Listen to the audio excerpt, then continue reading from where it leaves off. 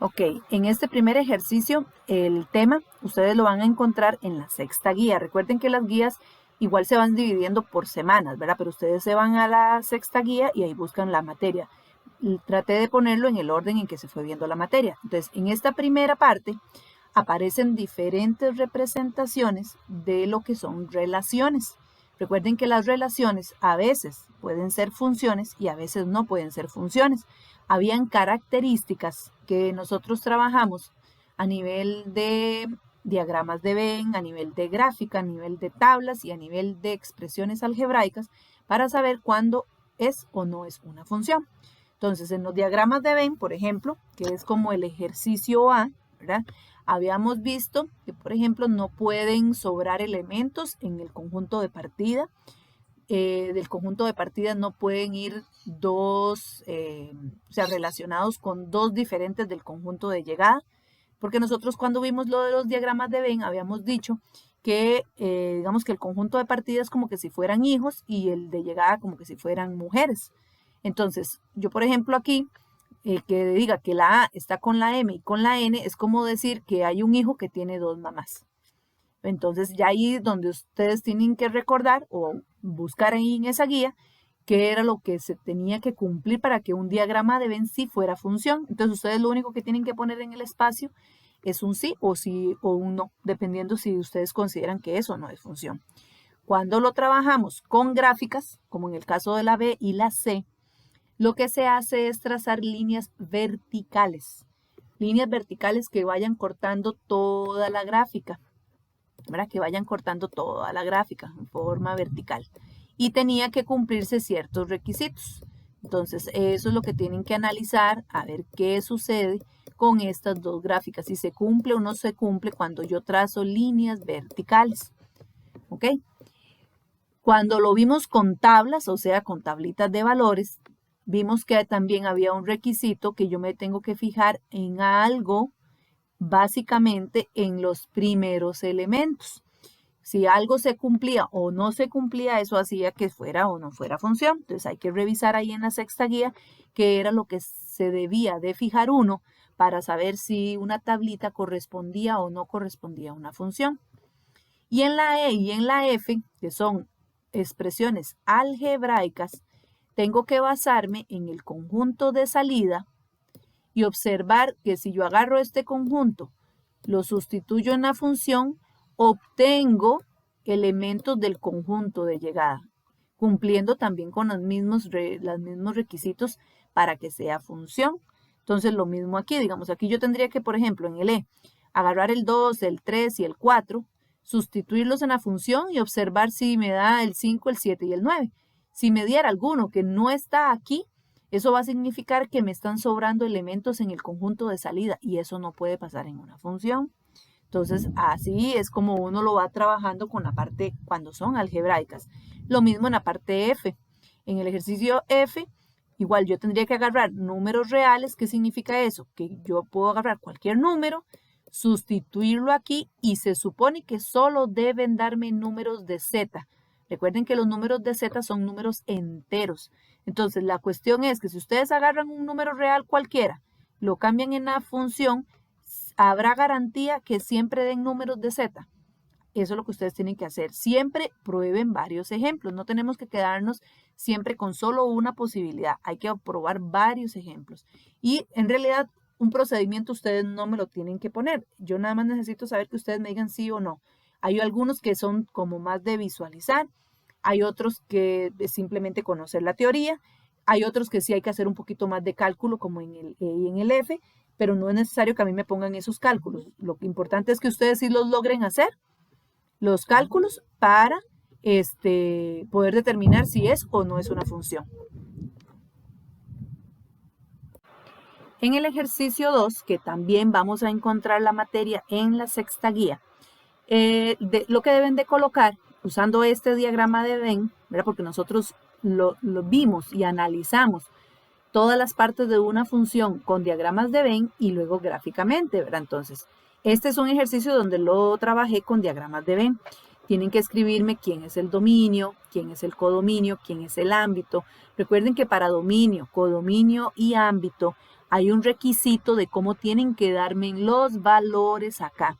Cuando ustedes entregaron la guía, yo a muchos se los tuve que corregir.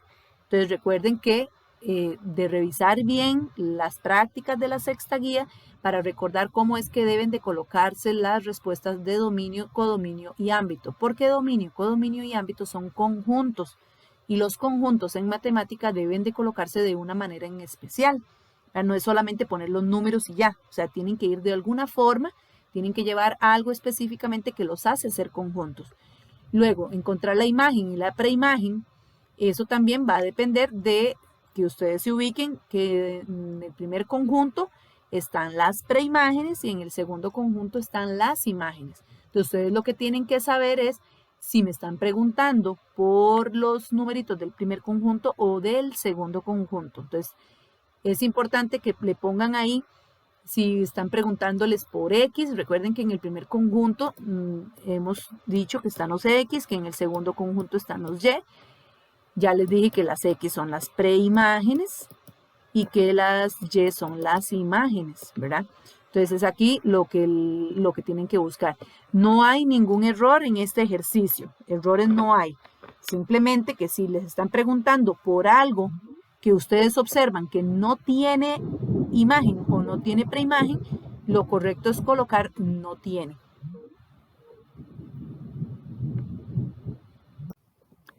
Ok, ahora en el ejercicio 3 que observamos acá, esta podemos ver la materia en la séptima guía. Es algo similar al ejercicio 2, solo que en el ejercicio 2 se utilizan diagramas de Venn para poder darle respuesta. En esta partecita sí vamos a trabajar con gráficas y además de eso vamos a analizar otras cosas que hemos visto con respecto al análisis de funciones. Cuando ya tengo una gráfica, ¿verdad? Cuando ya es una gráfica lo que me están dando y me piden dominio, me piden ámbito. Veamos, en el caso del dominio, en el caso del ámbito, en el caso de dónde es creciente, dónde es decreciente, dónde es constante. Estas cinco preguntas, la respuesta debe de ser un intervalo. Okay, recuerden que un intervalo, nosotros vimos que existen varios tipos de intervalos, que es donde se usan los famosos corchetes, los famosos corchetes, ¿verdad? Que es lo que llamamos paréntesis cuadrados, ¿verdad? Porque existen los paréntesis, que los paréntesis los utilizo para poner pares ordenados. Las llaves, ¿verdad? Las llavecitas se utilizan para poner conjuntos de elementos sueltos, digámoslo así. Y los intervalos, que son donde usamos los corchetes o lo que llamamos paréntesis cuadrados, se utiliza para dar subconjuntos de los números reales que están determinados por medio de líneas, ¿verdad? Que entonces estoy abarcando infinitos puntos que hay de un punto determinado a otro punto determinado, ¿verdad? Entonces, lo que es dominio, ámbito, creciente, decreciente y constante, la respuesta debe ser intervalos. Así, a muchos yo cuando les revisé la séptima guía les hice las correcciones porque algunos me ponían paréntesis, otros no me le ponían nada.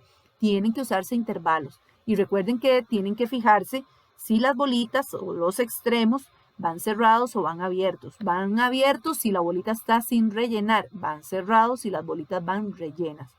Ok, ahora, con respecto, vamos a ver, a lo que son los ceros. Los ceros, recuerden que son donde cortan el eje X. Donde corta la función en el eje X. Pueden ponerlo como numeritos solos o como pares ordenados. Nada más que recuerden que si lo ponen como pares ordenados, siempre tiene que ser el numerito coma 0. ¿Verdad? Ese es el requisito para que sea el par ordenado correcto. El numerito que ustedes consideran que está cortando en el eje X, ¿verdad?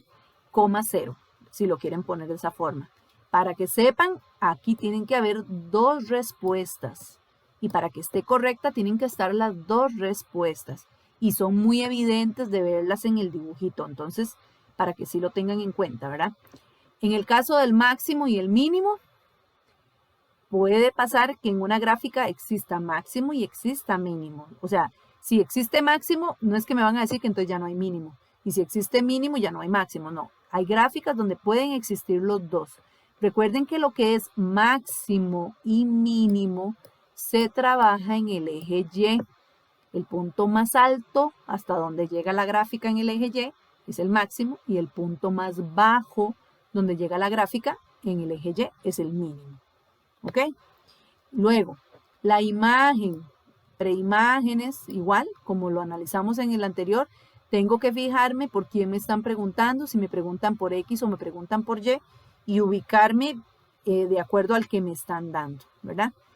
Y saber si es inyectiva o no es inyectiva, también lo vimos, que es para esta partecita es cuando se trazan líneas pero en forma horizontal. Algún requisito tenía que cumplirse cuando trazábamos líneas en forma horizontal para que fuera inyectiva. Entonces ahí ustedes tienen que recordarlo, buscarlo en la séptima guía y nada más contestarme sí o no, si es inyectiva o no es inyectiva. En el caso de la I, la J y la K, la respuesta es solamente un numerito. No tiene que ser en par ordenado, no es necesario. A no ser de que ustedes quieran ponerlo como par ordenado, pero deben de poner correctamente quién era el X y quién era el Y, ¿verdad? Pero en realidad, con solo que me contesten con el número es más que suficiente. Ok, chicos, ahora en el ejercicio 4 también van a encontrar ejercicios de este tipo en la sexta guía. Creo que esto fue en la semana del 23 al 27 de agosto que lo trabajamos, si mal no me equivoco, pero igual ustedes lo buscan ahí en la sexta guía en general, ¿verdad? Hay que determinar ámbito y hay que determinar dominio. Hay que tener cuidado y recuerden y tenganlo presente. Si trabajamos con llaves, el dominio, y me preguntan el ámbito debe estar también en llaves. Si me dan el ámbito en intervalo y me preguntan por el dominio, entonces debe de estar en intervalo la respuesta también. Ya ustedes se acuerdan que para ámbito se hacía una cosa, para dominio se hacía otra. Aquí es donde o sustituyo o armo una ecuación y despejo. Puedo despejar con el procedimiento normal o hacerlo con la calculadora que yo también se los enseñé. Y eso también lo tienen ustedes en la sexta guía para que lo puedan buscar. En este ejercicio 5 van a encontrar lo que se trabajó en la segunda semana de la séptima guía, que era lo de composición de funciones. Aquí se les dan dos funcioncitas. Se les pide hacer una composición, entonces yo necesito que primeramente me hagan la composición y segundo hacer el cálculo de la imagen. Ustedes hicieron varios ejercicios de esa forma, ¿verdad? Entonces debe de aparecer la composición, no es necesario que me desarrollen toda la composición, con solo que metan la función que corresponde en la que corresponde, porque recuerden que hay que fijarnos qué era lo que significaba F bolita con G bolita con F, ¿verdad? Si era G en F o F en G. Eso lo tienen que revisar ustedes viéndolo en la séptima guía. Y cuando ya tenían la composición hecha, este menos 6 significa que entonces nada más es agarrar y sustituir el menos 6 en donde esté la variable, ¿verdad? Y así se trabajaría el ejercicio número 5. Ok, y el último problema. Son 5 ejercicios y un problema. Entonces ya el último problemita del instrumento es con respecto al temita de función lineal que se trabajó en toda la octava guía, ¿verdad? Nosotros vimos toda una semana de cómo si yo les daba a ustedes la función, poder determinar quién era M, quién era B, los cortes y todo lo demás. Toda otra semana trabajamos el que si yo les doy a ustedes la gráfica, ustedes pueden identificar en la gráfica pares ordenados y con eso pueden determinar el criterio de la función. ¿Ok? Entonces, en esta parte yo aproveché el mismo ejercicio para evaluar dos de las cosas que más se evalúan o más se trabajan a la hora de Faro, que es el que ustedes determinen los criterios de las funciones y que apliquen en problemas. Entonces, aquí podemos ver que el ejercicio se adaptó para ambas cosas. Entonces en esto yo les doy la gráfica y les pido encontrar el criterio. O sea, ustedes tienen que encontrar el f de x igual al mx más b. Para eso yo a ustedes les di unas formulitas, todo lo demás donde ustedes van a determinar quién es m, quién es b, identificando en la gráfica pares ordenados. Necesito que me escriban cuáles son los pares ordenados que van a utilizar en este ejercicio. Vea que este ejercicio es de 9 puntos. O sea, no puede ser algo así como nada más ahí a lo que a mí se me ocurrió. O sea, debo de indicarme, ya sea en la gráfica, ustedes pueden elegir los pares ordenados que quieran. Ahí hay varios que son fáciles de detectar, ¿verdad? Recuerden que uno va a llevar x1, y1 y el otro x2, y2 para poder usar las formulitas de m y las formulitas de b. Con eso ustedes arman la ecuación. Cuando ya tienen la ecuación armada, vienen dos preguntitas que son de problemas de aplicación, que fue lo que vimos en esta última semana.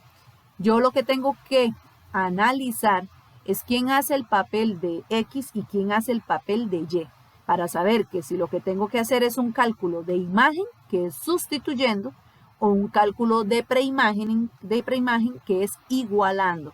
Entonces, es ahí donde ustedes tienen que identificar, si ustedes les están preguntando por longitud, ¿a qué se refiere en el problema? Vea que el problemita ustedes se lo dicen desde el principio.